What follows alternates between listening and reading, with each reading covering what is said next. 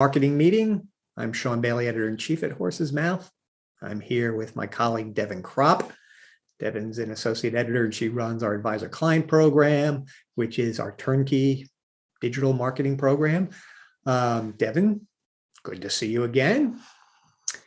So what are we going to be talking about? 2022 marketing trends. This is always a great fun thing to think about in December, because these trends can inform our marketing plans for the upcoming year. So I see you've gathered a few interesting topics. So what's the first one? Yeah, so the first thing I think we'll see for 2022 is the rise of testimonials in advisor marketing. If anyone's kind of been following that, they know that the SEC passed a rule this year saying that advisors could finally use reviews and testimonials and collect them on places like Google, put them on their website, use them in their marketing. And, while anecdotally we've heard over the past year that many compliance departments have been kind of slow to release their own rules around testimonials. It is, law by the SEC that you can do this now.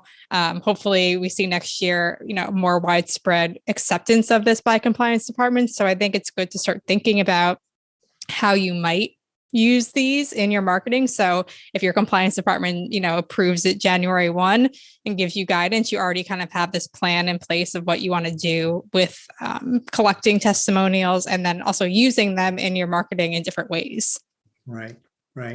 I know we've taken the temperature of advisors with some short surveys on this topic in the last year. I kind of recall that there's interest in the topic, but people also having worked with compliance for so many years, I don't think anybody was jumping all over it because I think, there is a sense that no one wants to go first, or somebody, everybody wants to see somebody take the slings and arrows of compliance or the SEC in terms of trying to really figure this sort of thing out. But no doubt we'll start to see advisors using them. And this is a big change. I remember when I got into the business back in 1999 and literally in the first few weeks on the job working on some sort of marketing thing. And I had, previously been schooled up in the power of testimonials, and I had no idea that this industry prevented testimonials. And so I had a nice little thing worked up, and then a few hours of my work was totally shot down when I was informed that, you can't have testimonial-like content in your marketing and advertising as an advisor. So now here we are more than 20 years later, and it has come to pass. So let's tick through some of the different ways that advisors might start using testimonials based on what you're seeing in the news trends out there. So number one, I think kind of the easiest way to get started with testimonials is just opening up your Google My Business profile to collect Google reviews. So in the past, in some of these marketing meetings, in our advisor client program, I've talked extensively about the power of the Google My Business profile, which if you're not familiar with that, it's when you Google a local business in your area, and then you kind of get that side panel that comes up on Google that has the map of where they're located and their business hours, their name, their website, kind of in that little square on your Google results page. That is a Google My Business profile, and any business can set that up. You should claim your business on Google My Business if you haven't already. It helps with search engine optimization. But in the past, some advisors were hesitant because Google also allows people to leave reviews on the Google My Business profile. You could turn it off, and that's what most advisors did because they weren't allowed to collect reviews. But now you can simply turn that back on, and clients would be able to go and leave you reviews there. Now, of course, when it comes to collecting testimonials, the SEC has made this very clear in the language that they have set out about testimonials, that you can't cherry pick testimonials. So if you get a bad review, you can't just delete it unless it's like factually way inaccurate. And you have to kind of go through a process to get it resolved that way. So, obviously if you're opening your Google reviews up, there is a chance that anyone could leave a review that might be different from, what you want it to be. But for the most part, I think, if you're a great advisor, your clients love you, you don't necessarily have to be super worried about someone coming in and kind of leaving a rogue review. So I think the first thing I would recommend advisors who, have talked to their compliance department about testimonials is opening that up for reviews. And you can, ask clients to leave you reviews. You have to kind of keep track of that communication, and you can't ask for, only 5-star reviews. You can just say, would you be happy to leave me a review about, my business and what you felt here, and, provide them a link to it. And they can leave a review there. So that's kind of one part of Google that I think helps with this testimonials thing. And then another part of Google that's not directly related to testimonials, but I think is worth mentioning, is a new feature called Google Screened. This is a brand new thing that Google has released in the past few months. It's only for certain professions, including financial professionals. And with Google Screened, you can pay Google $50 a month. They will do a kind of background verification check on you. And then they will kind of add this green check mark next to your results on Google. When someone searches for an advisor in your area, you will come up as this Google Screened advisor, basically a verified financial professional by Google.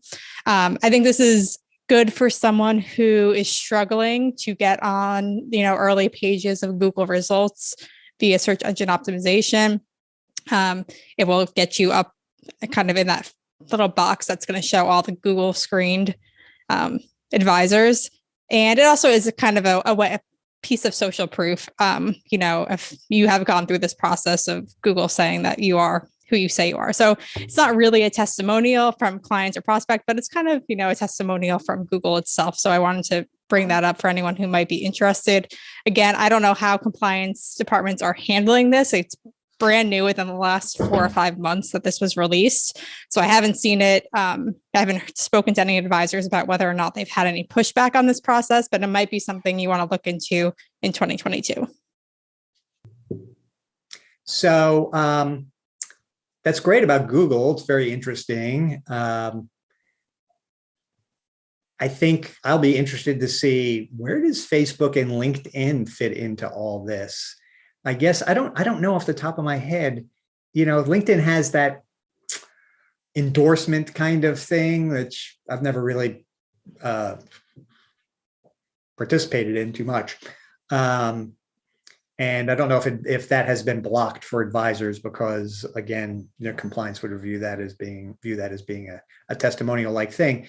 But now, the new rulings clearly would open up something like that, I think. But anyway, it'll be interesting to keep our eyes on what's happening with LinkedIn and Facebook.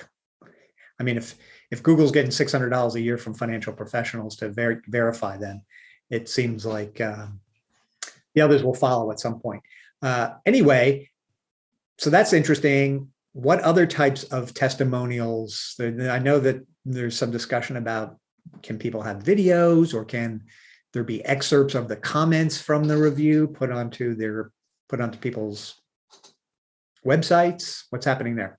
Yeah. So right now we're seeing that the SEC is saying you can use these testimonials in different ways in your marketing. So you can use video, client testimonial video on your website. You can show excerpts of testimonials on your website in your marketing copy.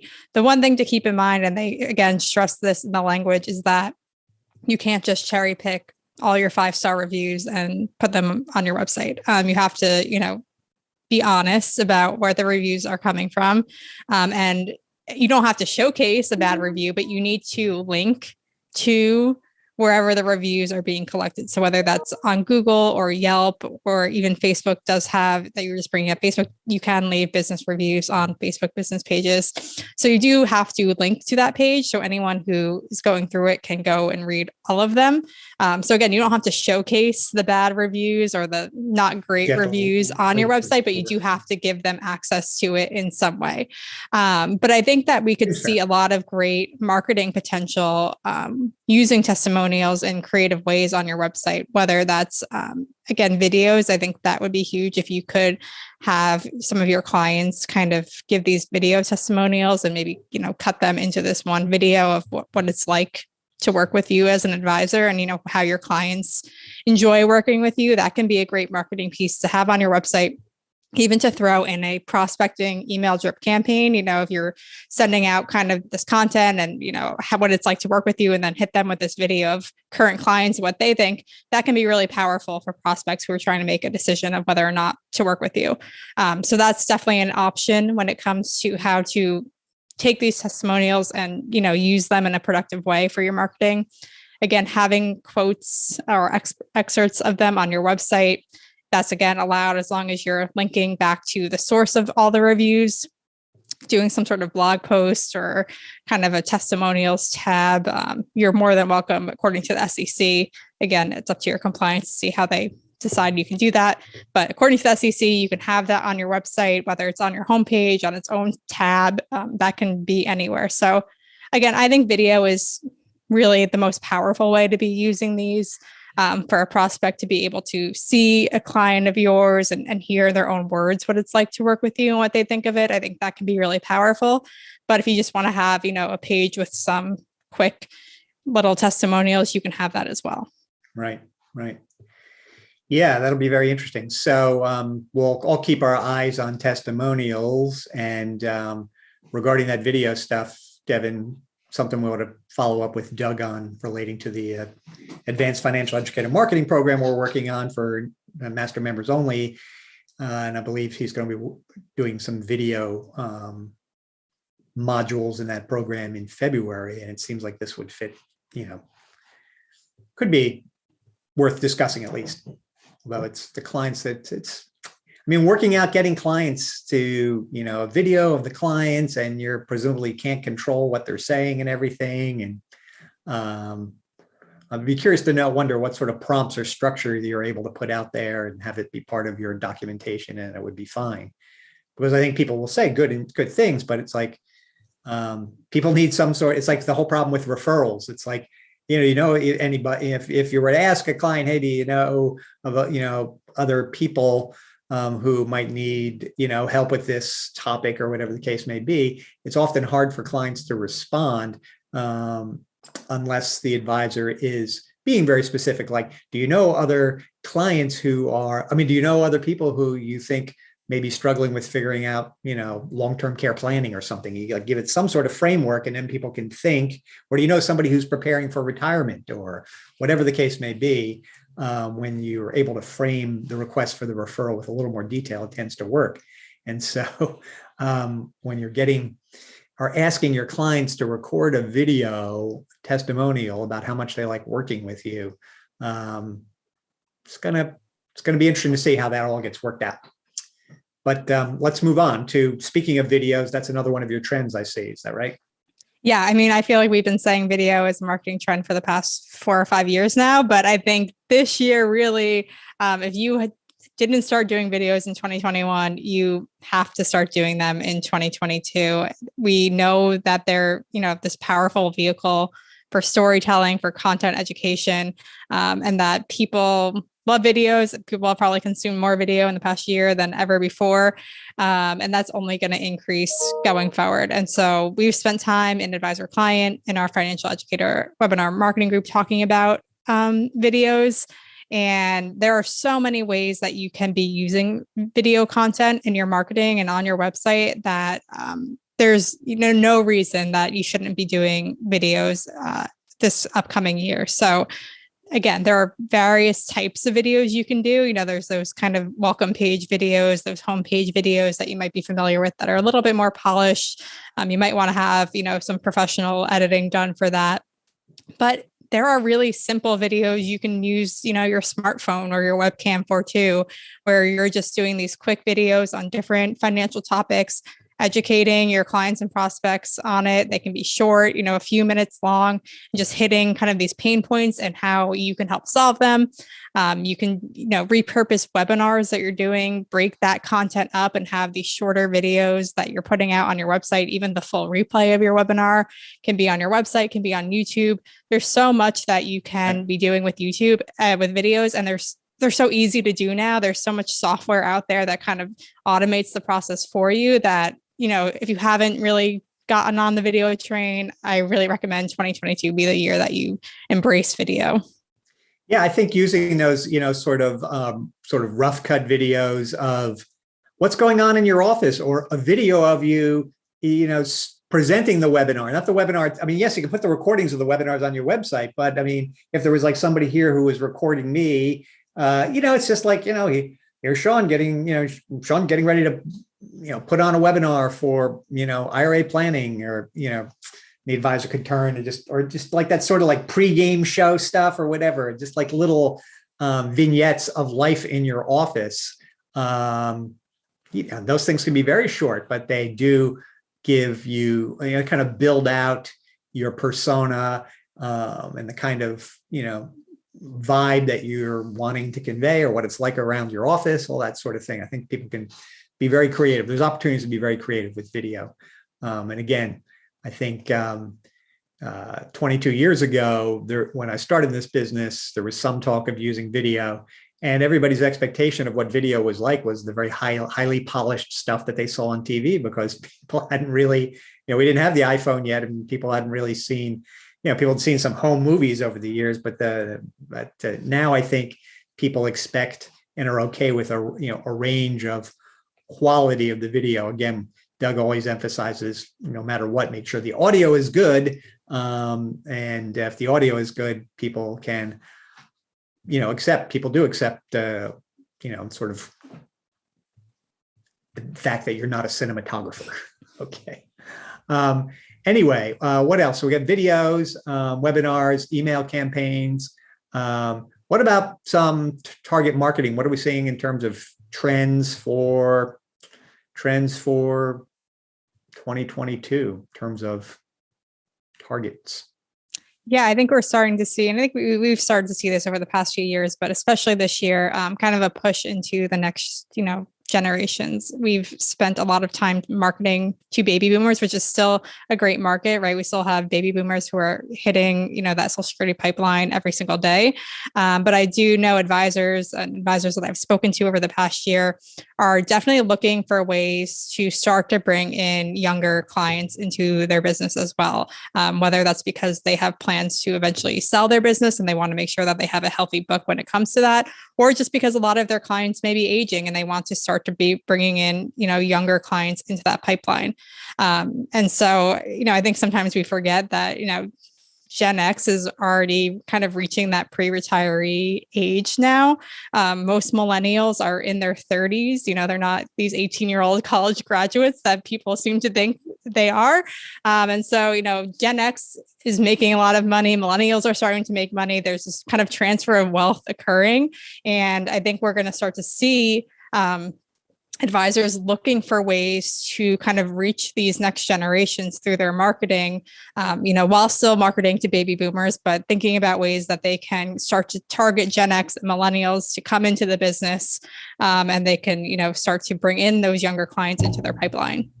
Yeah. I mean, I see it, what I'm starting to call is sort of the mega boom of business that is there for the taking for advisors who are smart about their marketing. And, I see it as sort of the three big trends. One is this peak 65. It's the tail end of the boomers who actually were being born at almost 12,000 per day. They are born like 1955 to 1960. In the next 4 years, I believe, we'll see what they call peak 65. It's more people age 65 and older than ever before. I think it'll be by 2024, it'll be 1 in 5 people in the United States are 65 or older. And so all the things we've been saying about the boomers continue to be true. It's not like it stops at all. So that is big. And then we're starting to see immediately behind that, those leading edge Gen Xers, who, by the way, I think the baby boom was around 78 million births, and Gen X was 68 million. So it's not like it's some small number. It doesn't like disappear and goes to some small number. 68 million is still quite a lot. And so we're seeing those leading edge Gen Xers hitting 55 now, and that's definitely when people start thinking about retirement. Some of them take early retirement. Brings us to the second piece of the mega boom. The second piece is the Great Resignation. We've all been hearing about it, and there's just a lot of money in motion there. Boomers and Gen Xers taking early retirement, or just simply ready now to go into retirement, or leaving the work, leaving their traditional work and looking for something else. Point is, there's a lot of money in motion. People are when that happens, triggers anxiety. People need guidance. They're having to deal with things like figuring out healthcare and their investments and their income plans and all that sort of stuff. So that's the second trend, right? So peak 65, the Great Resignation, all sorts of people and money in motion out there. And the third trend is this $1 trillion transfer of wealth, $35 trillion transfer of wealth, massive. And that's the greatest generation passing on their assets to the baby boomers. That's been going on now. Some baby boomers passing those assets on to their children. This is going to be a trend that's going to continue as well.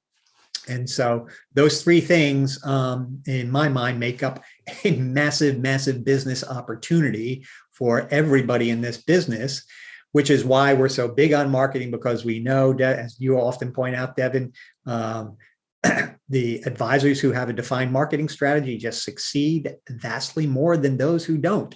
And that's one of the key reasons we're having our starting in January, we'll be having our advanced financial educator marketing coaching program. It's going to be all about financial education as a marketing strategy and taking advantage of these three big trends. So a lot going on there.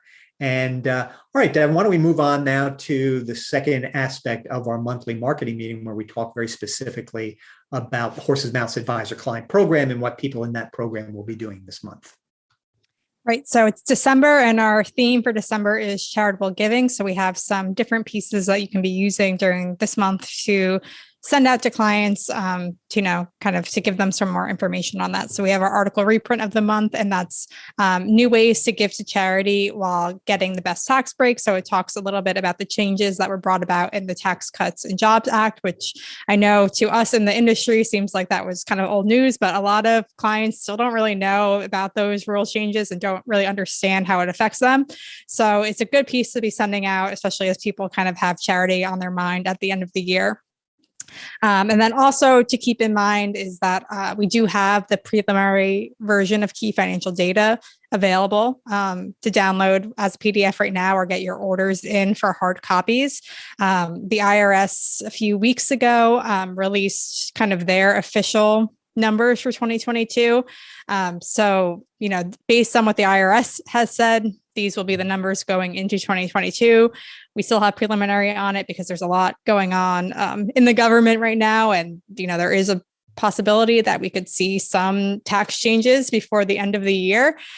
So there is a chance that could change, but as soon as Congress adjourns, we will kind of finalize that and make it, available to start printing. But we have that card available now. It could be good for you to, download the PDF, share that with your list now and say, I'm looking at this. I'll update you with any changes. We have a whole campaign built around it with emails you can be sending out as well. And if you do want to order hard copies, I would say go ahead and get your orders in now. So, when we come time to printing, you're up there in the list of, orders that are going through. So wanted to bring your attention to that. And most of the numbers, again, are finalized per the IRS and Social Security. We're just waiting to hear what happens with, proposed tax changes for this year. Right. Yeah, I just want to reiterate on those of you who have been successful using key financial data. It is an amazing hard copy thing to ship out to your clients, to ship out to CPAs and other professionals in your area. People love it. And we hear back from advisors all the time about how people talk about it. And I want to encourage people, go ahead and get your orders in now, because we are hearing from our suppliers that there are serious shortages on print material, right? On paper.